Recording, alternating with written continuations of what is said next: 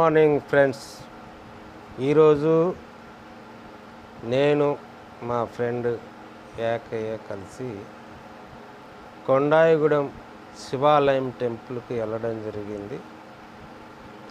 ఈ శివాలయం దేవాలయము గోదావరి ఒడ్డున కొండాయిగూడెంలో చాలా ప్రశాంతమైన వాతావరణంలో కట్టించడం జరిగింది.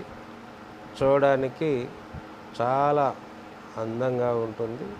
చూడండి, మీరు అక్కడికి వెళ్ళి ఈ శివాలయాన్ని మీరు దర్శించుకున్నట్లయితే మనసు చాలా ప్రశాంతంగా ఉంటుంది. అక్కడ మీరు కొద్దిసేపు కూర్చొని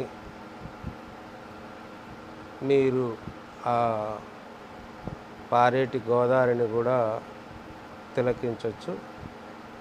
చాలా ఆహ్లాదకరంగా, చక్కగా, మనసు ప్రశాంతంగా ఉండే విధంగా ఈ ఆలయాన్ని నిర్మించడం జరిగింది. మీకు సమయం ఉన్నట్లయితే ఎప్పుడైనా ఒక గంట వెళ్ళి ఈ శివాలయాన్ని దర్శించుకొని వచ్చినట్లయితే మీ మనసుకు కూడా చాలా ప్రశాంతత కలుగుతుంది. ఆ శివాలయం టెంపుల్ పక్కనే మరి భ్రమరాంబ ఆలయం కూడా కట్టించడం జరిగింది.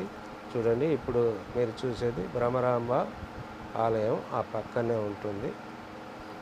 మీరు ఆ పక్కనే ఈ భ్రమరాంబ అమ్మవారిని కూడా మీరు దర్శించుకోవచ్చు. ఇదంతా మీకు చూడడానికి చాలా ఆనందంగా, ప్రశాంతంగా అనిపిస్తుంది.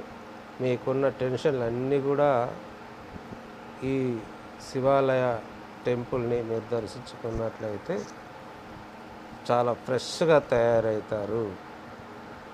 కాబట్టి మీకు సమయం ఉన్నప్పుడు మీ స్ట్రెస్ని పోడగొట్టుకోవాలనుకున్నట్లయితే ఈ శివాలయాన్ని దర్శించండి.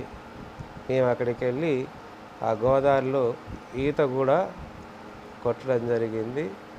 స్నానాలు చేసి రావడం జరిగింది. ఈత కూడా నేర్చుకున్నాము. మీరు ఆ గోదావరిలోకి వెళ్ళి స్నానాలు కూడా చేయవచ్చు. చాలా ఫ్రెష్గా ఉంటుంది. స్నానం చేసి దేవుని దర్శించుకున్నట్లయితే ఇంకా చాలా బాగుంటుంది. Thank you.